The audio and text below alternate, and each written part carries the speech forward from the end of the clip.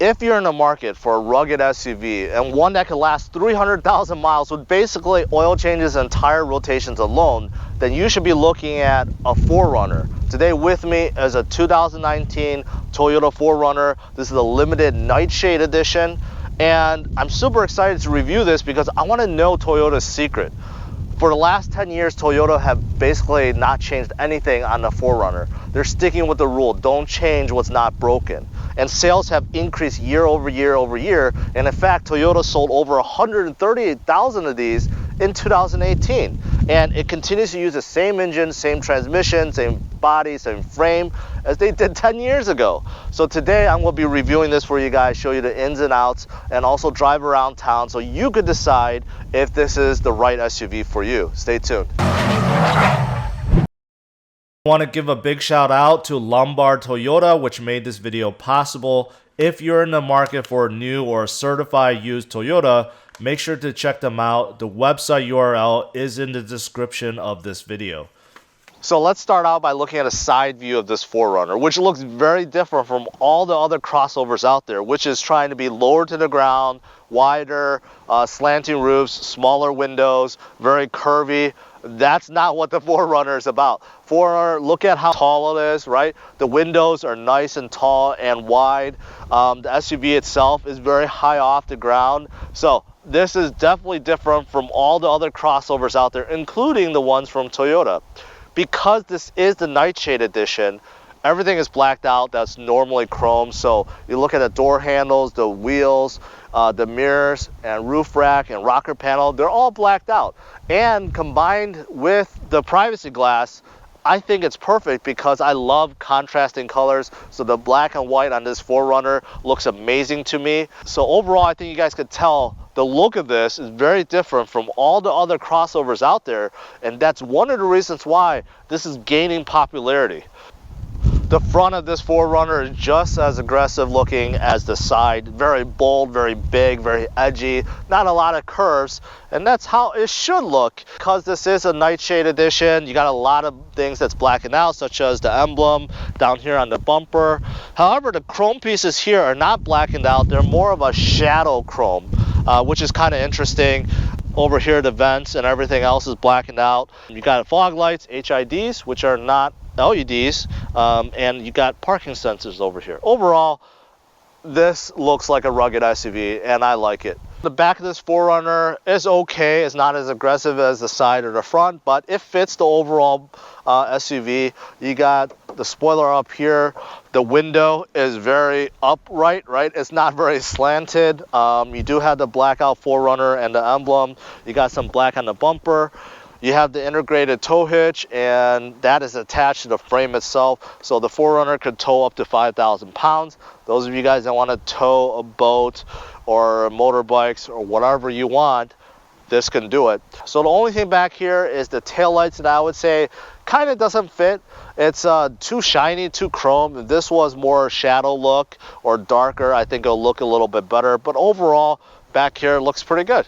As for the tailgate, there is no power option, so you do have to lift it up yourself, and it goes up quite high. Looking at the back, there's not a whole lot back here. There's not a lot of cubby holes or nets to hold your stuff. It's just a whole lot of room. And on the side here, you do see a JBL subwoofer and a couple plugs, a 120 outlet. That's pretty cool. But outside of that, that's really it. It is very, very spacious. You can get 3 rows in here as an option. This one does not. So in the second row of the 4Runner, you would expect there's plenty of room, and there is. Look at the leg room, so much leg room, and this is my driving position. Hip room, shoulder room is plenty. The only thing is the roof, the headroom. There is headroom up here, and that's because Toyota makes the roof slope inwards, but over here it does not. And because of this, it makes me feel like I'm actually going to hit the roof of this. So here's a better look of the roof. This is what I was talking about, how it kind of slants down, right? So when you're sitting here in the second row, your head is like over here. So your eye level actually sees this hump, and it makes you feel like, yeah, there's not a lot of headroom. So that's kind of weird. I don't know what's actually back here. It's probably because of the sunroof. and how it has to move over here. But that's the only thing that kind of bothers me when I'm in the second row. To fold down the second row does take a bit of effort. It's a three-step process. First, the cushion has to be lifted up like so. Then the headrest needs to be put down like that. Then you press this button and it folds down. So if you want to recline, there is another lever here that you can pull that actually makes it go backwards. So here's a good look of the interior, starting with the center console. You do have a 6-inch computer right here that controls navigation, your audio. You have some apps over here, and this is touch, so that is pretty nice. You got big vents, big buttons, big knobs. I mean, it reminds me of the Tundra, where it's meant for workers with gloves and you don't have to fidget with the smaller buttons, and it's exactly the same in here. Look at these buttons, they're huge, and the knobs are equally as big. Surprisingly, it actually looks pretty modern. You know, because it's a Nightshade edition, all this is blackened out, but it is a metallic black, so it actually looks really good. You got aluminum here. You do have a hard plastic up here, but I actually think it looks pretty good. And if you look at the door, right, kind of the same thing. And looking at the steering wheel, very modern looking. It's simple and modern, which is really surprising. And also, it's nice and thick. This leather feels good, and it is very big. It's actually bigger than a normal steering wheel. Looking at the gauge cluster, pretty simple. You're not going to see a whole lot in there. You do have a small mini computer that you can see a few basic stuff, but you can see the screen is very outdated. It's not even color. And then over here, you have pretty standard stuff, mirror control. You could dim the gauge cluster, parking sensor. You do have a button right here that actually, it's an inverter that actually controls how much wattage puts out in the back outlet. So if you guys wanted to do anything where you want to run power drill, a generator, or something back there, you could switch it to 400 watts, but then you have to put the car in park. You can't be driving while you're doing that. And over here, of course, you do see mirror controls and lock. And this is interesting because this is above, right? Most of the time it's down here, but Toyota decided to put it above. I actually like it. The only concern is if you have your window open, let's say snow falls down or it rains, it might get on here. But that's actually a really unique place to put it, and I actually really like it. And then up here, you have a few basic stuff. SOS button, you can control the sunroof, and you got garage opener here, and you got traction control buttons, which is kind of a weird place for it, and you do have sunroof up here. So down here, you can see temperature control, very big buttons. You do see a USB plug and an outlet there, and you got heated and cooled seats, which you have to get, if you want to turn these off, you have to get exactly in the middle. So like right now, you can see the light turned on. So if you want to actually turn it off, there's no clicking. So you just have to kind of just move it in the middle, and then it turns off. So it's actually a bit more difficult than it seems, and you kind of got to get used to that. You control all the four-wheel drive function here. You have high and low, and this model does not come with the rear locking differential. It comes with a center, but if you do get the TRD and TRD Pro, that is standard. And then you do have a 5-speed automatic with a normal shifter, and this 5-speed is one of those things that hasn't changed for a decade, and it's made it to a 4-liter V6. And I'm going to tell you about how this feels when I'm driving.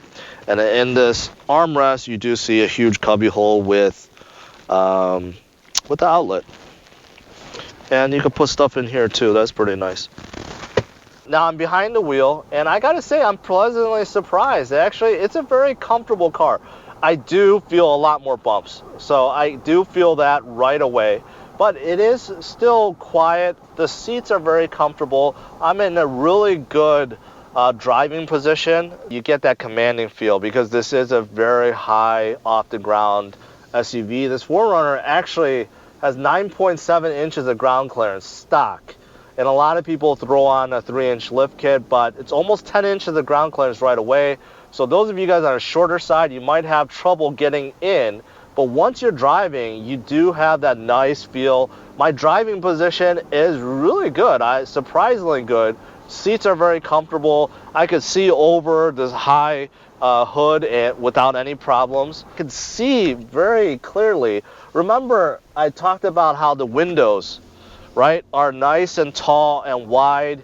They're not scrunched up like all these other crossover SUVs. So because of that, you actually get more light inside and you feel very open. All right, so I just did a UE. The turning radius actually isn't too bad. Actually, it's much better than I thought, but there is a lot of body roll. Overall acceleration is good. It's not the greatest, it's not the fastest. I floored it. It makes a loud noise. It makes you feel like you're going very fast, but you're not. But getting up to speed, 35, 40, 50 miles per hour, no problem. 270 horsepower from this engine is a 4-liter V6, about 270 pound-feet of torque. It used to be used in a Tacoma as well, but Tacoma had a refresh. They got a brand new 3.5-liter engine and also a 6-speed automatic, which did not carry over yet to the 4Runner, which is surprising because usually the two share their powertrain. You know, who knows when the next refresh of the 4Runner comes, what engine they'll use, because the one they stuck in the new Camry, for example, it's another version of 3.5-liter V6 now that is pumping over 300 horsepower. Now, in terms of transmission, I mentioned it's a 5-speed. The good thing about it is it doesn't have to hunt gears. A lot of these newer transmissions are always hunting for gears, especially at low speeds. It's gotten better with time, but still, a lot of them are just always shifting. Now, the 5-speed is not hunting for gears. It's kind of constant, but the trade-off is fuel economy isn't the greatest. This, with the engine and with the hefty weight of this 4Runner, combined MPG is about 18, which is below the pack. You know, what's surprising is even though the 4Runner looks huge on the outside, inside, especially when you're driving, it doesn't feel that big. It by no means is it nimble, but it doesn't feel that big. It's not as wide as I thought, right? And also the steering is pretty good. I think the steering and the driving position makes you feel like you're more connected with it. And I actually really enjoy this drive. And these seats are really comfortable. Toyota nailed it on these seats. The brakes, I gotta say, feels very mushy to me. It is not a comfortable mushy, okay? So it's not a linear, it kind of like, you kind of gotta just get used to it. It's hard to explain, but it feels mushy. I like the steering. It's a nice compromise, meaning that it's not too soft and it's not too hard. Toyota cars usually, Toyota and especially Lexuses, are on the extreme soft side to me, right? Like you could do a one-finger turn. This you cannot. Now, while I'm at a light, I'm just kind of looking at things here, and the placement of things, and because of how large the buttons are, it's not confusing at all. If you want to turn up the volume, you can. It's right up here. If you want to make it colder or hotter, big button. There's a big auto button. Everything is within your reach. And I do like the fact that this is touchscreen, because some of these modern cars with their large screens, it's still not a touchscreen. You still have to, fool around with kind of like a knob or something. All right, to conclude, let's talk about the good, the bad, and the ugly about this 4Runner. Now, in terms of the good, there's so many. I love the exterior. It has a rugged, masculine look, which turns on a lot of buyers, right? It doesn't look like any other crossover out there that has feminine curves and so forth. The outside is unmistakable. Inside, same thing. It's very, it's very basic, yet it's modern, because of the trim. And the overall layout, it looks good. It looks good. I like the buttons and the knobs. They're very big. You can't really mistake it. Steering wheel, surprisingly, is really enjoyable, nice and thick. It feels good. And also what's great is not just good, great is the driving position, the seats, combined with how high you sit. It is a really comfortable drive. Visibility is great because of how high you sit and because of how large the windows are. right? You get a lot of light in here, and you don't feel like you're scrouched down into the seat. You're actually sitting and you actually see a lot around you. Now, what's also good is Toyota reliability, right? A lot of people know that already. This is why Toyota is so popular. And if you guys look through forums and you're doing research, you can find so many 4Runner owners that literally put 300,000 miles on their 4Runner with just tire rotations or oil changes. That's no joke, and a lot of them go well beyond that. And because of that, because of how reliable this 4Runner is, resale value is insane. If you guys look at the resale value of used 4Runners, they are holding extremely, extremely well. So in terms of the bad, just a few. The brakes feel really mushy to me. That takes getting used to. It is a 5-speed, which means that fuel economy isn't the greatest, but it's not the worst either. So this 4Runner is kind of right in between. The second row, it's a 3-step process to fold down the seat, which is 2 more than what most car manufacturers have for folding down the second row. And lastly, in the trunk, there's not a whole lot. There's just a lot of empty space. There's not a whole lot of places to store things. And that's pretty much it. There is no ugly on this 4Runner. I get why so many people love it, and I do too. And in my honest opinion, if I was going to trade my Ridgeline away and get something else, the 4Runner would be a strong, strong contender. And in terms of the price, because this is a limited Nightshade edition, which is the second highest edition you can get, it is coming in a little bit under 50,000. However, with the current incentives, it's about mid-40s. And that's it, guys. Hopefully you guys enjoyed this. Make sure you hit the like, subscribe to the channel, and stay tuned for my next video. Take care. Bye-bye.